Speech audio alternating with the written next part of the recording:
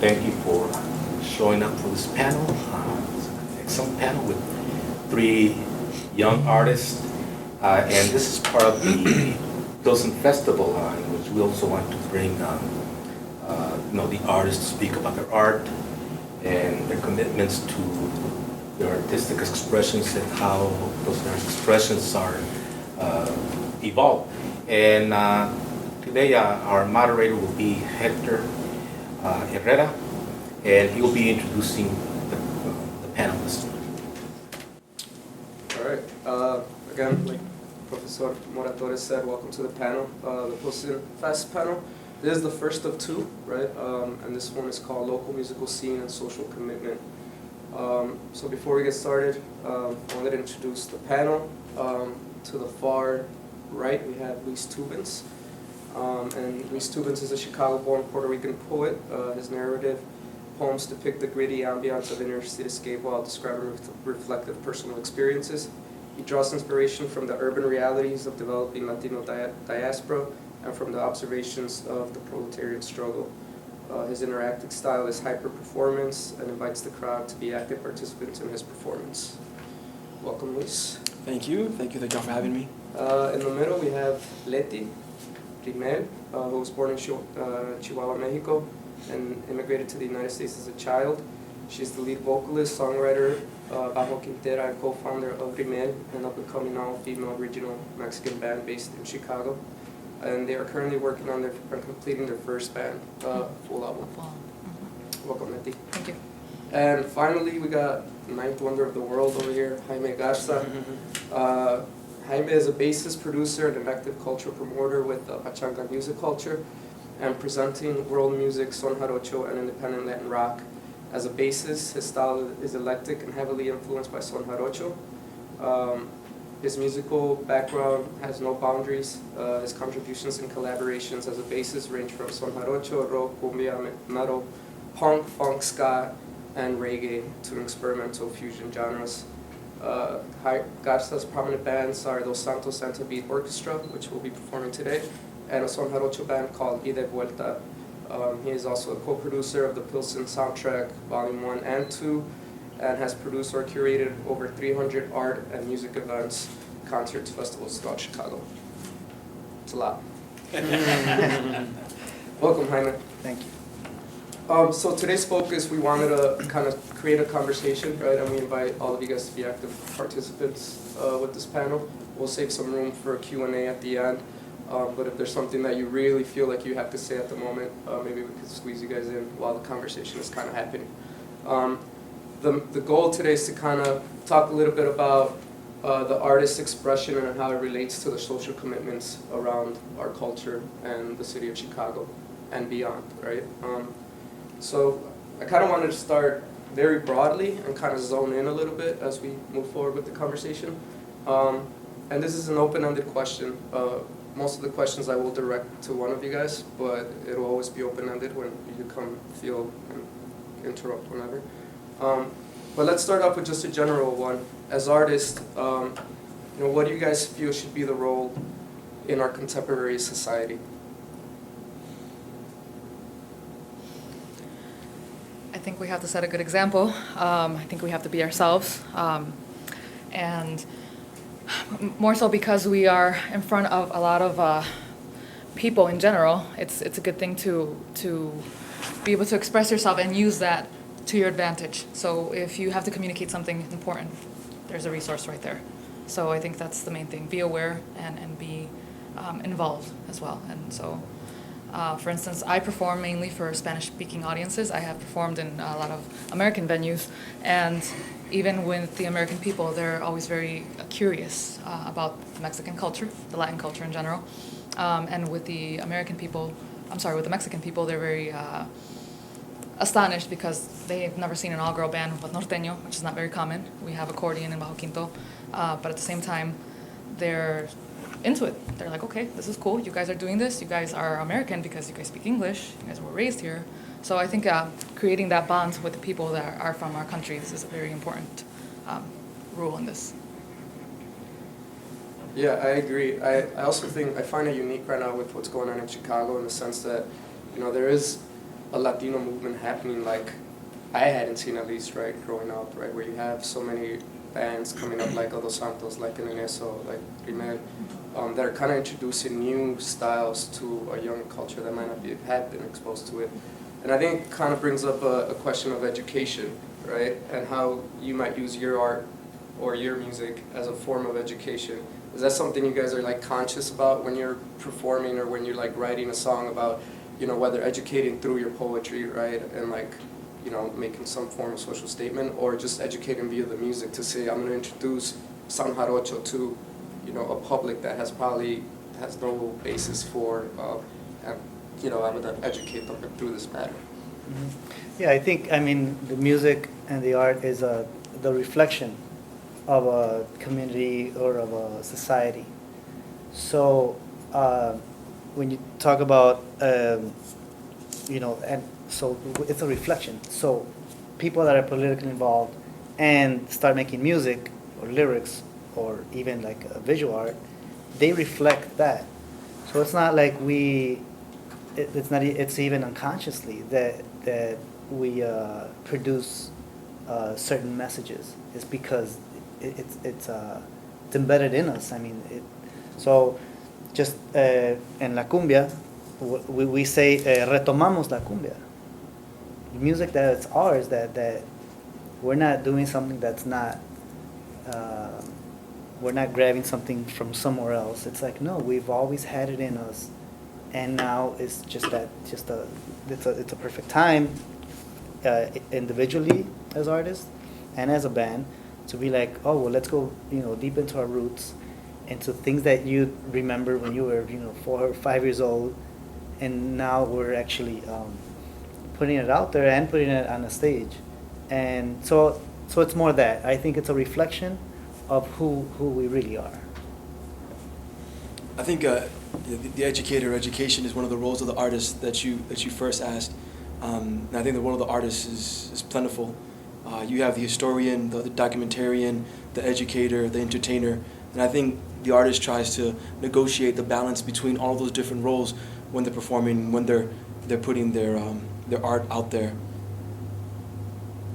Yeah, I definitely agree with that, Tubens. Also, I think that a lot of the time we look back, you know, música de los 50s, 60s, and you hear a story that's being told there, right? That when you put it into context, you're like, yeah, this is what was going on in society, right? When you speak about that, you know, how does that connect to you guys living here in Chicago? You know, what is that, how does the city influence the route in which you decide to take with your art form?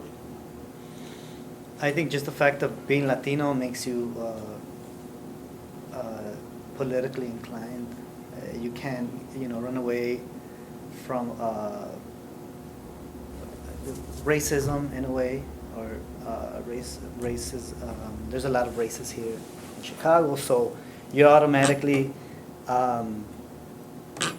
part of that conversation, and you're very aware of that, you know. Yeah, Chicago is just such a cultural capital that its influence on one's art, whether you be Latino or African American or white, is very strong.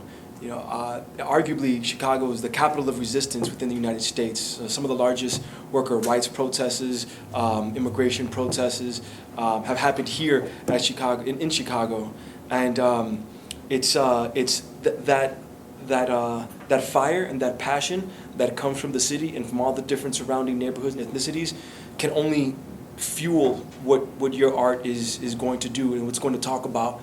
And I think, like many other artists and many other entertainers, you also have to keep in mind your audience and who your audience is. That is not to say that you're going to tailor make your art for the audience, but you're keeping in mind that if you're in a city like Chicago that is so culturally, socially, and politically aware, that you have the chance with your art to explore those dimensions with your audience. Yeah, and you kind of jumped into a question that I had directly towards you, like written for you, but you kind of jumped into it. I know that I went to go see one of your poetries a few weeks back ago, and you did this poem, Teléfono? Phone call, yeah. Phone call, Teléfono, right?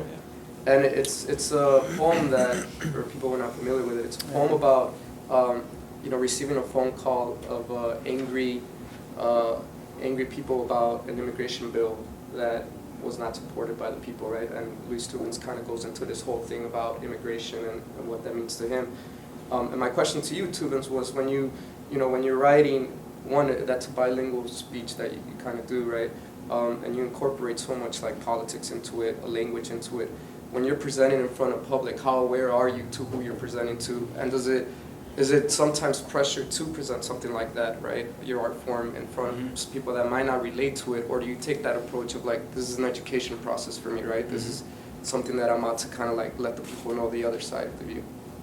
I think in the early history of performing for me, I was always really conscious of what the audience was going to say about my work, and I found myself censoring some of the things that I had in my poetry depending on who the audience was. For example, if there was parts in a poem that were obviously anti-white, then I would make sure that if I'm in an audience with majority white folks, that I'm going to try to tailor that piece. I think later on in my performance, career, I stopped doing that, and I stopped censoring myself. And it started going with the pieces. I'm still very conscious of who the audience is, right? If they're all black, if they're all white, if they're all Latino, and the pieces in my work, which is heavily Latino, I would make sure that no matter who you are, you understood what I was talking about. But I wasn't going to not talk about a particular experience that I have because I was afraid of offending somebody. Because I think if I was afraid of offending somebody, based on the experience that I have that I'm trying to express out to the audience, then I probably shouldn't be in this business anyway. If I'm just going to make decorative poetry versus poetry that's really going to speak to the people. And if they're experiences that I had that I felt should be in the poem, then regardless of what class or what race or who you might be, I believe those words should be felt. Yeah, and I think a lot of what you're getting to is like the whole, like our roots, right? Like the traditional and how that kind of affects us, which I think is also reflected in Jaime and Letty and the music that you guys play. How does that feed into your music? Or do you guys rely on that traditional and the roots that you guys have inside of you to kind of put your music outward? We grew up with my entire family, well, my sisters and I, who formed the band, grew up with just traditional Mexican music. We never listened to anything in English. Everything that was spoken in the household was Spanish. And that had a major influence, and that's why we went forward with this style of music. But as we grew up and we adapted more to this country, even though my sisters were born here and I was born in Mexico, we were still raised as Mexican. And then once we started to get away from our parents a little bit, and become independent, then we started, listening to rock and listening to other genres that English and everything involved with the American culture. So then we're like, okay, well, we want to do something where we can have the norteño genre, but we also want to mix it with something else, not have it be 100% traditional. And so at some point we wanted to do something English-Spanish, but then we're like, well, when we play at these live events with these regional Mexican people, they're not gonna like it. So we had to stick to the traditional sound.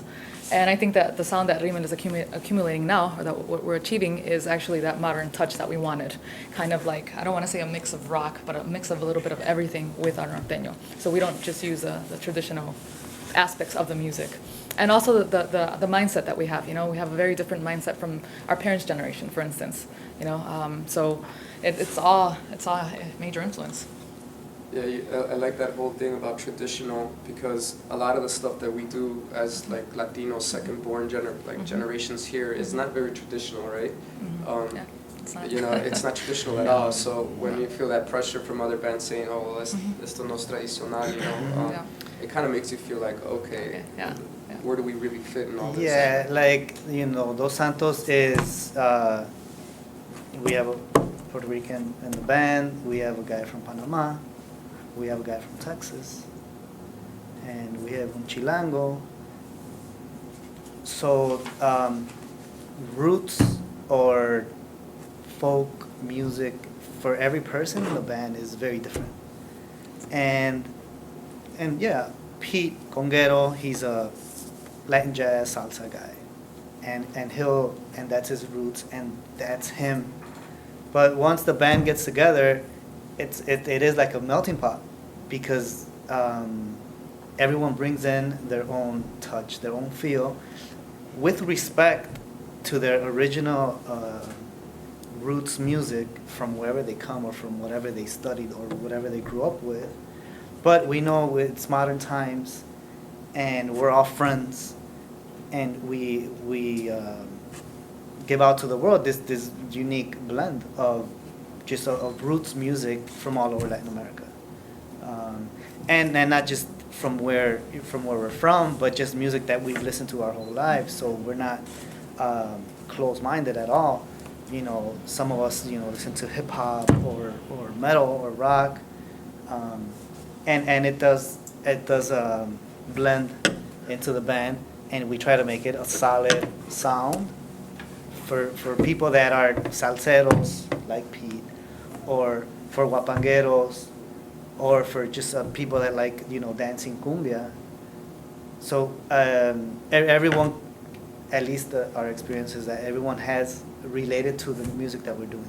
They do hear that roots connection that we have, the strong roots connection that we have to the music that we're doing, even though it is fusion.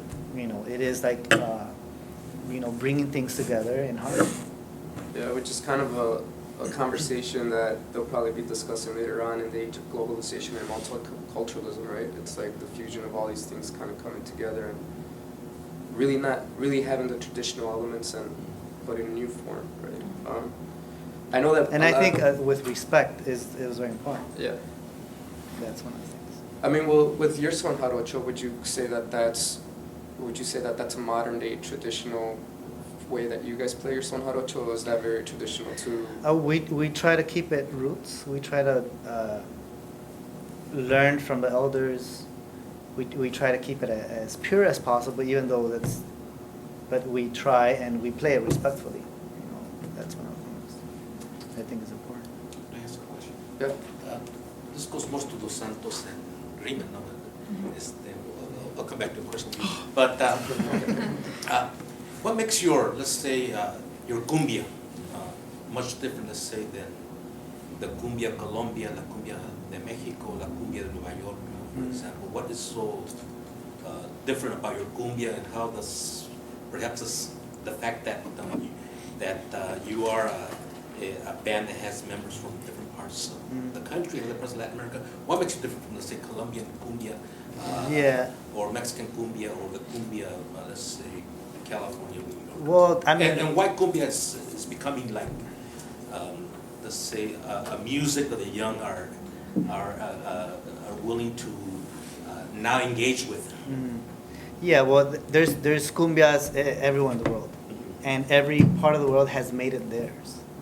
In Peru, in Colombia, in Mexico, in Monterrey, they create their own cumbia, and influenced by the stuff they listen to from Colombia, but they made it theirs, and I think that's what we're doing here. We are playing cumbia from all different parts of Latin America, but we are doing a Chicago style cumbia, which is influenced by hip hop. It's influenced by house music. It's influenced by Afro beat. Influenced by funk. Influenced by so many other things that Chicago, by the blues, that it makes it unique. I mean, it makes a Chicago cumbia style cumbia. And terms of music it's very gray area. Where if you say cumbia and then you listen to the band, you're like, that's not a cumbia. Like, no, but I think we just use cumbia as just a word that everyone kind of could relate to and kind of be like, oh, well, it's kind of this type of music. But what about young people? What's the attraction? And all over the world, a lot of producers, DJs, they're digging back to older music, and they're finding all these vinyls and music that was recorded a long time ago, bringing cumbia back. And now with that is influencing the new generations like us to create our own cumbia style. But you want to always anchor yourself to a strong root, to create your own art. That's kind of yes. Regarding norteño music, I know you have a really difficult because first of all, you're breaking a lot of rules. You're trespassing gender. Yes. From an old woman, from basically norteño music being seen as very macho, very male, very cantina driven kind Yes. of atmosphere, to a modern, all female, all woman norteño grouping that first of all, how difficult has it been to really trespass all these boundaries, right? And the second thing is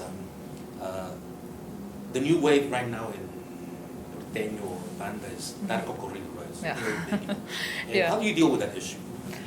Well, we don't do narco corridos. We try not to touch that. We respect them. We respect the artists who perform them. It's just not our style. It just doesn't go with us. I don't feel like the lyrics. And if I don't feel it, I'm not going to perform. I'm not going to, like he says, like the reflection. You're going to tell that I'm uncomfortable, that I'm possibly just doing it because somebody wants me to, but not because I want to. We do have corridos, and corridos, for those who don't know, is a story of a true story of something, and they're very popular in Mexico and in norteño music. And recently, narco corridos, which talk about drug lords, are very popular. And so, usually, when it talks about a drug lord and you tell the story, I'm okay with that. But even then, we try not to touch those. But when you're talking about a drug lord and you're like, yes, this drug lord is awesome, and they're very strong and powerful, and I don't want to deal with that because first of all, I'm not even aware. I don't know anything about that. Why would I get involved?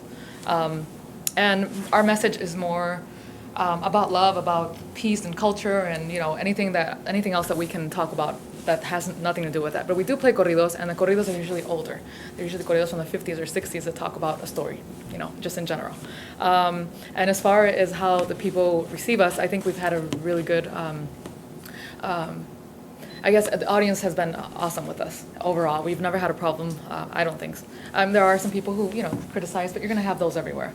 I mean, nobody's going to like your music 100%. I'm sorry, not everyone is. So I think that we're doing something great, something unique, and I think more girls should get involved and do it without fear. So, for sure. Let me ask you a question. Oh, sure. You do your performances in both Spanish and English. And how do you find that mix? In other words, it's a way of targeting the audience, right? The mixing of both languages, Spanish and English, and even Spanish. I think, so Jaime touched, I think, on this earlier, about that we probably don't purposely tailor our performances or our content, to the audience. It comes out unconsciously, the message will come out. But, so English and Spanish has been a part of my reality, growing up, and so inevitably it was going to come out in my art. I grew up speaking Spanish in the household and then speaking English at school. I formally learned how to read and write in English, but when I depict experiences through my poetry, the experiences that I'm depicting for the most part are either mine or of people close to me, and people growing up in these two worlds of English and Spanish. And so naturally, the English and Spanish comes out. When I understand that I'm in front of an audience that is not going to understand the Spanish that I'm interjecting in my poetry, then I do make a conscious effort to either A, do the poem in bilingual, or two, prior, say, hey, I'm going to be doing some Spanish terms, and this is what the Spanish terms mean. And that experience in itself is pretty interesting when you do a poem for an audience that either A, understands completely your poem, or B, that would need some clarification. Because in both instances, it kind of starts this dialogue. Between those who understand the piece as they can relate closer to the piece linguistically, but also it starts this dialogue with those who don't understand the piece and talking about what these words mean and how could they relate these words, to their experiences and things that they have in their life. I'm not sure if I answered your question. Yeah, no, and I know that I want to kind of give a circle back around to this idea of social justice, right, and social commitment. And just kind of ask you guys, what role does music and poetry, what role should it play when we talk about social struggles and social commitment? I know that, Professor Moratores talked about the gender roles, right, and your music. And I think just by going on stage, that's already kind of making a social statement in so many ways, right? Yeah, for sure. So, is that something conscious that's done consciously for an artist, or is it something that just comes naturally, kind of like Jaime had mentioned about the natural aspect of art expression, right? I think for me, it comes naturally just because I was always involved in programs and institutions and being mentored by people that were part of the social and political struggle for a better society and for a better Chicago. And so the experiences that I had with them made me put on a particular lens, a particular set of glasses to which view the experiences that I was having in my day-to-day life, right? For example, if I went to, if a drug dealer, came by and a bunch of gang members maybe jumped me, right? I think, and I wrote my art based on that. It might be a little bit more angry and more angst toward those who did this thing to me, versus like having that question of why did they jump me? And what does it mean to have them jump me versus have them jump somebody else of a different background from a different neighborhood? What does it mean to have the drug dealer sell crack that kills his own people? Is he just trying to make money? And those questions I try to bring to light in the poetry. And because I was involved socially and politically, growing up, and at the same time that I was really formulating the poetry that I have, those ideas and those philosophies really helped me take a look at the urban experiences that I've had, and take a different lens than just face value. When I started performing and studying music and starting loving this art form, my first performances were like fundraisers for Los Zapatistas, which I draw heavily on how I live on a daily basis, how I interact with people, what is my, just why I do the things that I do, and how I live my life. So I have that perspective since I started, and I still keep, at least consciously, I consciously work with people that also have that open heart, that good energy to create stuff, and just people that I start collaborating with, like Luis and just a bunch of other people. We're all, consciously doing the art that we do. We're not faking it. We're not, going other places. We know, some of the problems that are wrong with the city and with society in general.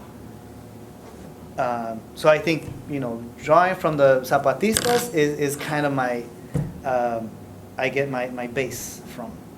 And then just so many artists from all over the world have been tied to the movement, and not just because it's an armed revolution, but it's just because it's a conscious revolution. Is music always, I guess it's a question about music in general. Is it always a social justice message involved, whether it be a love song or whether it be like, is it something that surrounds the Latino, is it particular to the Latino community here in Chicago? Maybe you guys can answer that more, working with other artists. Because I feel some people would say, social justice is always somehow embedded in music that's done naturally, right? Whether that be socially representing your culture in a positive way, for instance, deciding not to sing narco corridos. That's a social statement that you guys are doing, right? Because it is kind of heavily led by the narco corridos right now, right? But you decide not to. Doesn't fit us. It just doesn't sound right. So, but Yeah, Dos Santos, we play few covers, right? Music from other people, and we will adjust lyrics to have more meaning, or not just there's some songs that talk about girls, and we do speak about love, but we don't denigrate. Hacer menos, degrade, hacer menos any people, or in this case any gender. I have to say, unfortunately, that the minority of because your question is about Latino music here in Chicago, Right, right? right. And does it all have a social message? Well, is it natural to have a social justice message being Latino here in the U.S., right? Does it carry that form no matter what? I mean, I think many different people have different definitions of what a social justice message might mean in their music, right? I think it's natural for any group in the United States to have a social justice message because there's so many different groups of different social classes and backgrounds that have a message that they should be letting the world, that they should let the world know about their experiences and about their diaspora. But particularly as it pertains to Latinos, I think that when you hear the majority of Latino popular music that's out there, you probably are not going to have that social justice message in there. But perhaps when you hear more of the underground independent scene, that's where you're going to have that strong message. I mean, if you think about a popular Latino artist out there right now, Jennifer Lopez and Pitbull, right? Yeah. What are the things that they're talking about? And don't get me wrong, not that I'm trying to crucify them or anything like that, and put them out there. But those, when you think of, who's the Puerto Rican that's out there doing their thing right now? You got Jennifer Lopez. Who's the Cuban? You got Pitbull.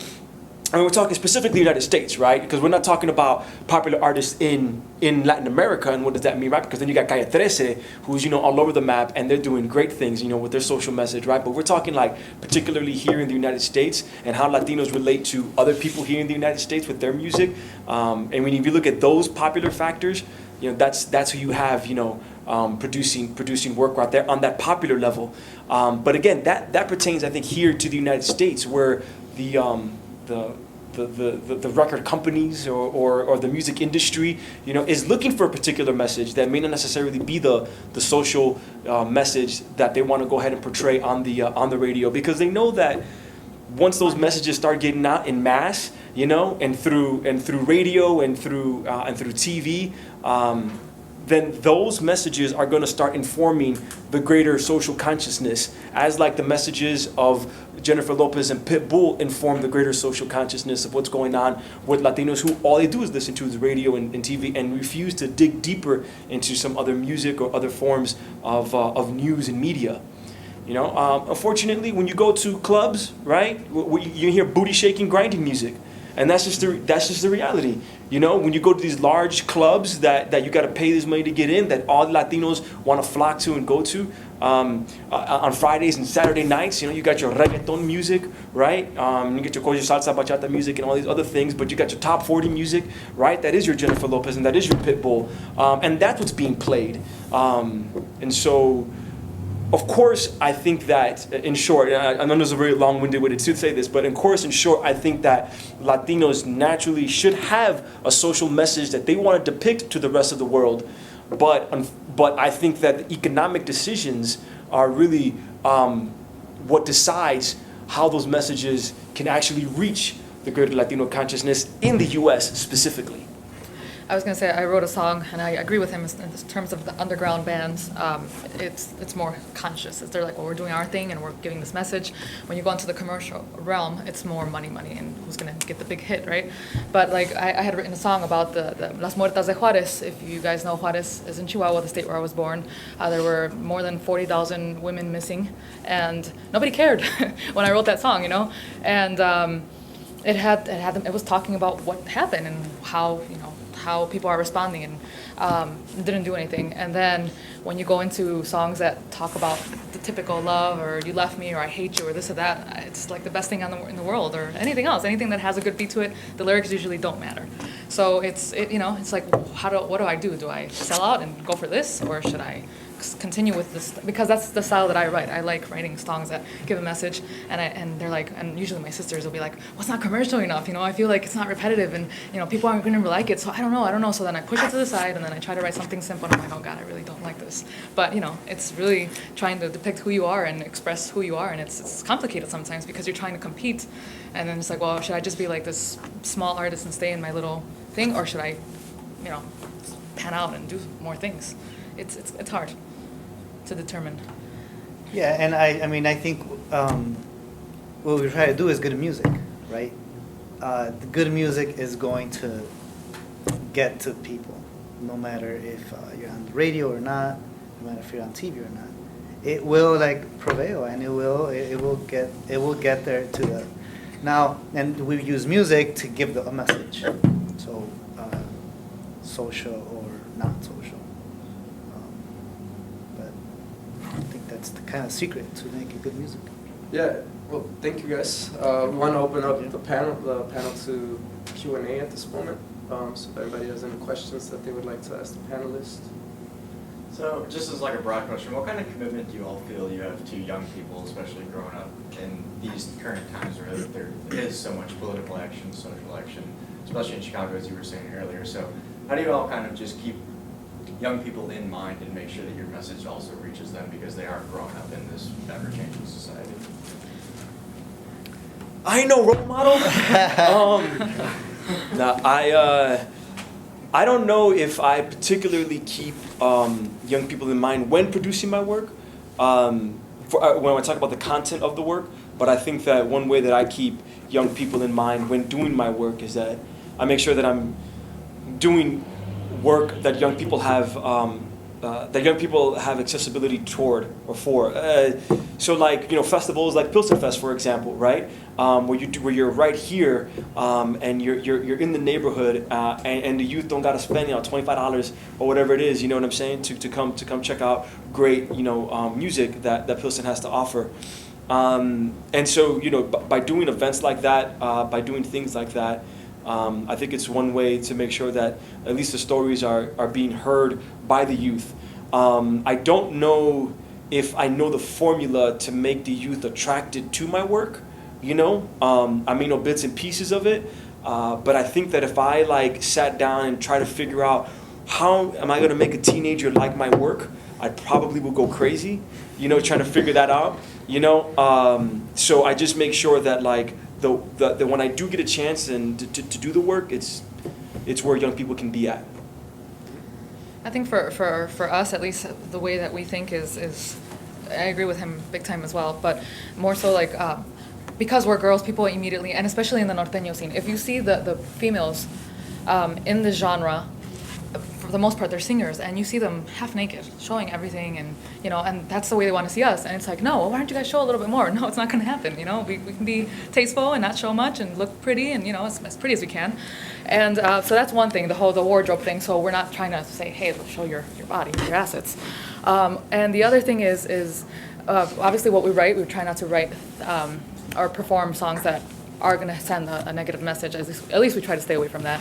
And finally, I think promote as much education as possible. And when I mean education, I don't mean go to college, which is great. That's obviously, we're not talking about college when we're playing. But what I mean is when we post our items, we always try to pronounce everything right or spell everything right or grammar or push our community to get better. Not write everything crooked letters, and God forbid sometimes you don't even understand what they're writing because they just don't care. It's create a consciousness and try to in this arena and try to enhance for your own sake. If you came here from another country and you need to learn English, go for it. It's going to empower us as a community.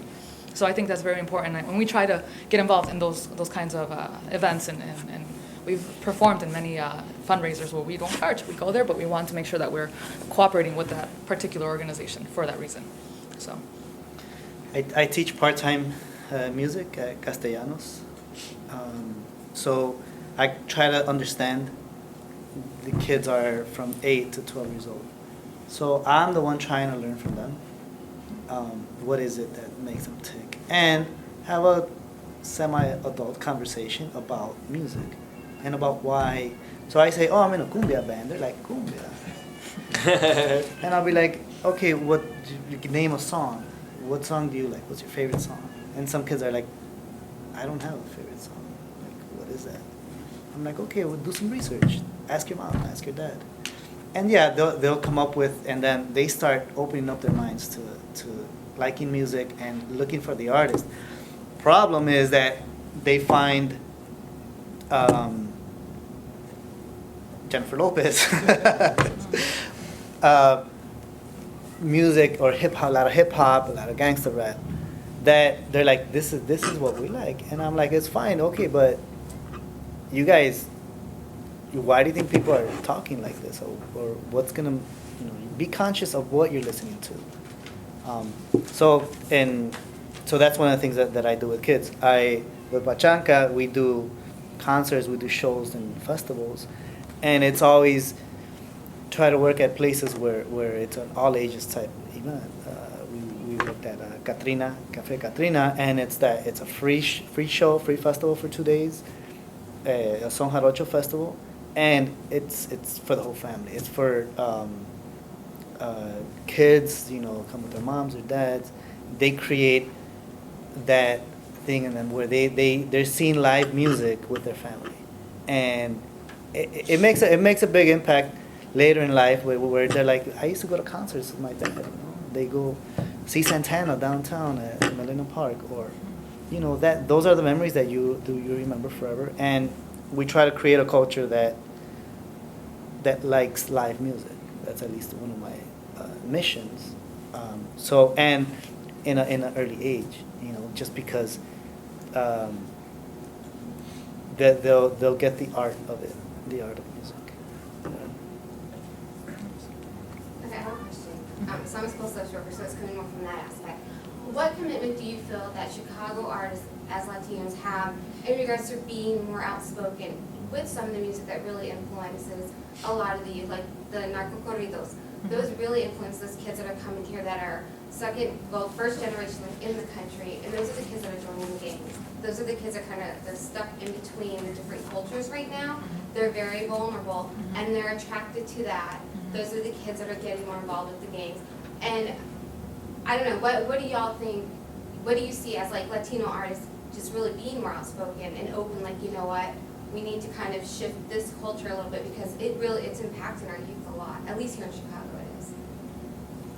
Well, it's done little by little. I mean, it's done, with festivals like this, with panels like this, but it's done very slowly. You can't just change people. You change it with action. You change them with events, or just consciously. I don't think there's just something that you have to do. It's like it's a culture. You create a culture of listening to that music, or you create a culture of listening to other stuff. But I don't know. It steers. We should be steering it, just to make better citizens. Can I add something to that? So I think a lot of what consists with that problem and a lot of the solution lies in things like Pilsen Fest, like Viapalooza, because these are markets of Latino youth that have no exposure to any other music, right? Let's take Little Village, for instance, right? Little Village is the largest condensed population among youth, particularly from 18 to 24, right? And the access to cultural events there are very limited, right? Yeah, you have your cultural events where the music that is playing is narco corridos, right? They have a narco corrido on stage performing, right? And that's the culture that they're kind of growing up with. When you start introducing music festivals like Pilsen Fest or like Viapalooza, right? What you're in essence doing is you're introducing a whole new culture to them, right? You are introducing a Los Santos to them that they hadn't had any exposure, right? When Jaime's teaching at a school, talking to them about cumbia and all of that, it's not that, it's just that the media controls so much, and the media that they have is that, right? And unless we start organizing more cultural events for them to kind of attend, like Los Son Jarocho cultural events that Jaime does and things like that, then it's going to keep continuing, right? And the conversation has to be had with them in terms of introduction. And I only say that from my personal experience. I mean, I grew up listening to norteñas and cumbias, but I also grew up listening to Leodan, right? And then I also grew up listening to Wu-Tang, right? And we're like a whole culture of that but I was blessed in that way, right? A lot of our youth are blessed that way to have that exposure of the different variety of music that exists. I agree. I think it's what you're exposed to, because even like when I was younger, I wish that I would have gotten a guitar and I would have gotten guitar lessons. I didn't learn until I was older, and it's just the opportunity that the youth has. So I think programs that help youth become a part of this is a big deal. Wherever, in school or in family festivals like this, it's if you can give them the opportunity, because usually the parents, at least in my generation, the parents work. They don't really know. They're adapted so much to their country that they don't know how to adapt fully and how to raise the child the way that, or with both cultures. It's hard for me to explain this. Like, for instance, for me, I was the first child. I'm the oldest, and once I started becoming aware of things, I kind of took over the family. I was the one who would tell my mom, you know what, let's not eat this because it has this ingredient, or Mom, let's not take this route because there's a better route here. So I was kind of the one educating my family from there on, because I was raised in this country, but I also had the Mexican influence. So it's kind of like what exposure they have, and how do the parents, what access do they have, and knowledge and resources. I think it's mainly that. It's the resources. You usually see that in the poorer neighborhoods, Well, and that's what I'm thinking about, because those are the families that I work with. And the majority of the parents, they're coming here for a better life. They're coming here to work. Yeah. Most of them, if they went to school, Yeah, maybe 2 yeah, years. yeah, or they don't speak. And so, They in don't that write. aspect, they are very disconnected Exactly. with their kids. Exactly. And so their kids are learning everything from the Yeah. environment. Exactly. And so that's why I asked, like, what do y'all feel your commitment is to be, like, just like take that initiative and be Exactly. out Yeah. there. So And that I bet they you see something different. these children only speak English, right? Or that's their main language now, and so now they can't communicate properly with the parents. And there's so much there that you just have to work with. Yeah, and I'll give you a perfect example. At Castellanos, we used to do a parent cafe, right? And it was once a month. We would invite parents to come in to talk about. It was supposed to be talk about education, right? But what ended up being, it was a conversation about them trying to understand what their children was going through, right? So there's a broken bridge that exists within our older generations that moved here, and they had to adapt, but their adaptation is at a older age, right? At an older age, where what I might be going as a child, they might not experience, because they either grew up in a small rancho where they didn't have gangs, right? So they didn't know how to deal with that stuff, right? Or other social issues that Chicago or urban life kind of puts on a child, right? That the parents have no idea how to deal with because they never experienced it, right? So they're kind of guiding blindly, And I think that's a big issue in our Latino communities. When you work inside schools, you kind of start noticing that, right? And those conversations ended up being more like seeking advice from me, right? And that's kind of rare. Like that's like, man, I'm not one to give you advice on this, but we could help you in terms of like finding out, how to deal with certain things like this, right?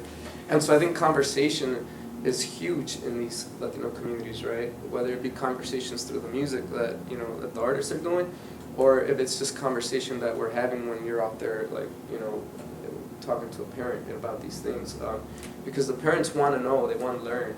It's just there's a big broken bridge within societies, within us and them. That's very true. I have a question about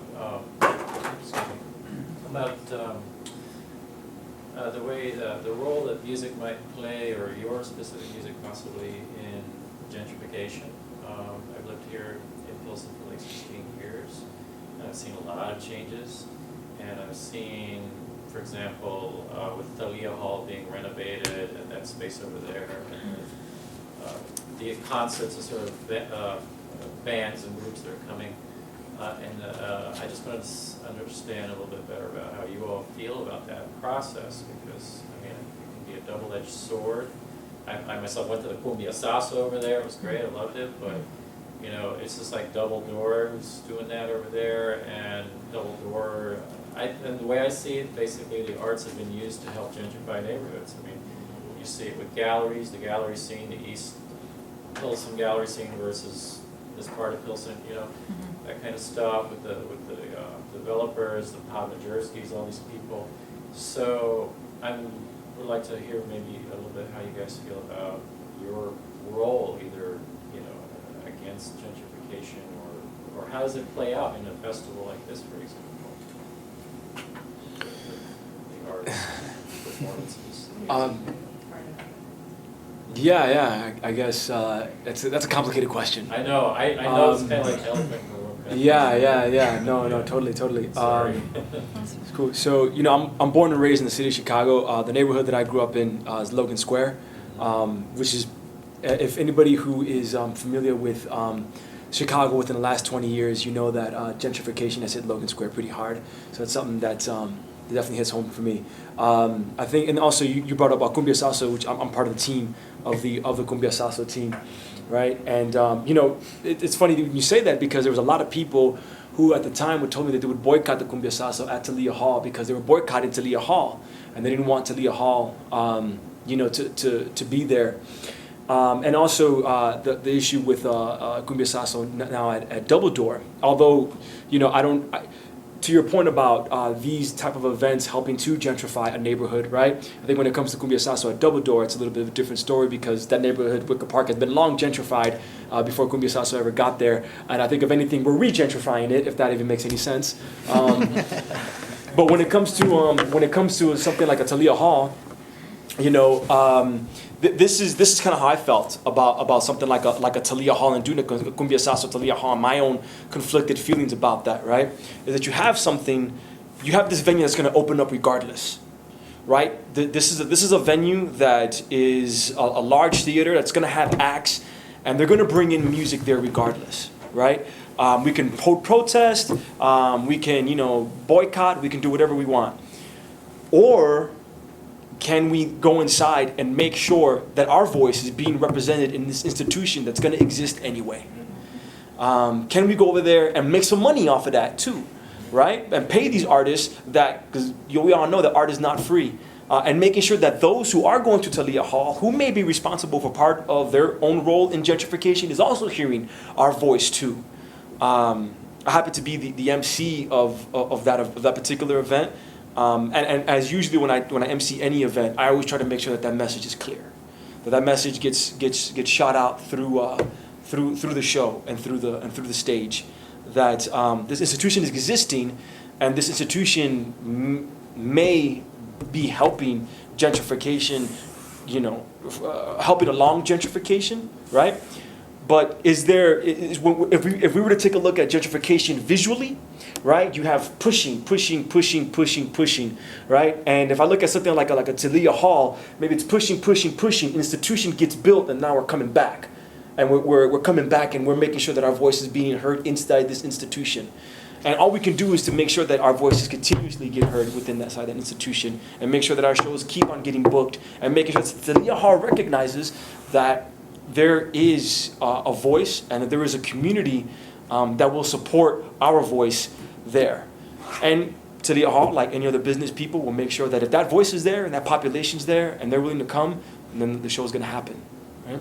So are they open to that? Open to? I mean, they've had a few different Latino acts. Talia Hall, are you talking about specifically? There has never been another Cumbia Sasso there, but Talia Hall has had a few different Latino acts come through the building. Same thing, I keep on agreeing with him. I mean, I think as long as it's for progress, I think that as long as we keep up, that's important that we keep up. Why we want to stay with the closed mindedness, of saying, okay, well, we have this new culture coming in and we're just going to stop them. No, why don't we get involved? Why don't we show them we can do it too, and we can collaborate as well? Because at least in my genre, with my music, people are very divided.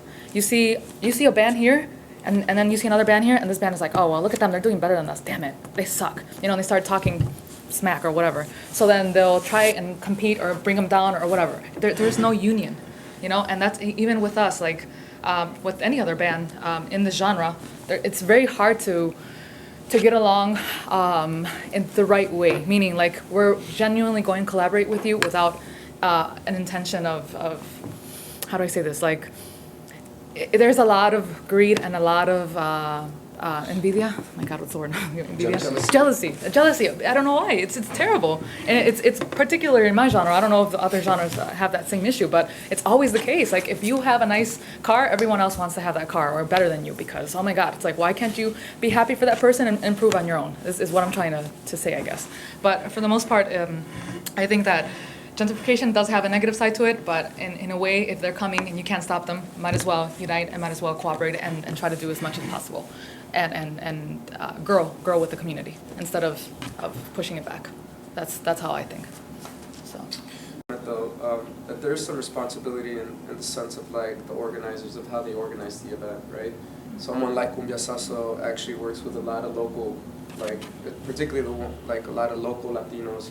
With no corporate sponsorship at all. That grew up in Pilsen or Little Village and are doing their artisan, as a means of their art, right? I think in my aspect, when we talk about a festival like Pilsen Fest or Via Palooza, when you walk into those festivals and you see little sponsorship, right? You don't have a lot of you don't have any corporate really like there represented, and a lot of the musicians or artists or vendors are from either the community or your surrounding community. That I think that's huge, right? But if the organizer's bringing in, you know, someone from way north, you know, with a big corporation, and then that's when, you know, I think it provides a negative aspect to the community, right? Because now you're not doing it local, you're not working with the neighborhood, with the elements that already exist within the neighborhood. And I think a lot of, you know, the people that I work with and some of the people that you guys work with have that consciousness involved, you know. So. Yeah, if I just may add, that I think a lot of the work that maybe particularly this independent panel does is, I wouldn't say would help bring gentrification in. I think that artists always tend to get that rap of like being the first wave that brings in gentrification. And I think in some cases it's true. But I think a lot of the artwork, a lot of the work that we do is specifically speaking to that underground, that independent voice, that is a Latino voice, and we're asking them to come here and to come listen to us in our own way to combat the gentrification that's going on. One of the factors of gentrification is that you got successful folks that, successful Latinos that go to college and they do their thing and then they leave. They leave the neighborhood, right? Because they don't want to come back to what the neighborhood is. They don't want to come back and reinvest in the neighborhood. So they go and they leave and they start families and they start a community in other places, in other areas. We recognizing that the music that we listen to is probably not something that the local gangbanger is going to be listening to, right? But hopefully it's somebody who's is going to be socially invested into the community. And if we're providing that type of music for them, then they're going to come back here and they're going to listen to that type of music here. Yeah, in regards to Thalia Hall, even though I don't agree with 100% of what they do, it is a one-of-a-kind venue because of the neighborhood that it's in. I have collaborated with the place, with Cumbia Salsa stuff too. And I think when we come into the venue, it's like we're neutralizing the view on or the place. You know, I mean, they're trying to bring Latinx from just Los Van Van. We're here 2 weeks ago. So, I don't know, it is a hard question, but, you know, we're not sold out, or we're not sellouts. Because if we sold out, man, we didn't sell out for that much. You know what I'm saying? Yeah, I guess if we're, if we sell out, we wouldn't, be here. And I've been here even before I was born. My grandfather moved here in '56, and I still live in the neighborhood. I don't know, and business are gonna come, and it's either you try to push them away, because I don't think it's very hard to push someone away if you don't have a better project. If you would have a Thalia, then let's work with you. But Latinos or locals don't have a Thalia Hall. So you have to kind of work with the devil sometimes. And you balance it. I mean, that we try to do that, yes. A better project, what do you mean? Latinos don't have a better project? Like Thalia Hall. Better venue. So why do you If- think it is? What do we need to come up with a better project? More organization, more financing, The union. definitely. Just Fine. it's a financial I think- business. I think when it comes to that, I mean, let's take Little Village has a ton of venues, right? Little Village has Los Globos, right? They Yeah. have Volcán. Volcán, right? They have Sinaloense, Michoacán, I think, they have La Sinaloense. Cueva, Yeah. they have, there's another one that I'm missing out on. But when you think about, Oh, La Polos. Apollos is Well, huge too. Apollo- I have to go up on stage. I'm sorry. Oh, that's okay. They're waiting for me on stage. maybe we Actually, should just send it here. Yeah. can I'll just say the last statement. When you think about how business relations, when working with those venues, one, it's extremely hard to get in there because their market is so huge. You know what I mean? Like, they're not gonna work with me because I can nowhere near bring the money that they bring in with the projects that they're working on. You know what I mean? So even though those venues are there, they're not necessarily culturally accessible to independent workers, right? Independent organizers. Because in order for us to compete with that, I mean, we have to be booking Los Tigres del Norte to come in there, and that extreme, you know what I mean?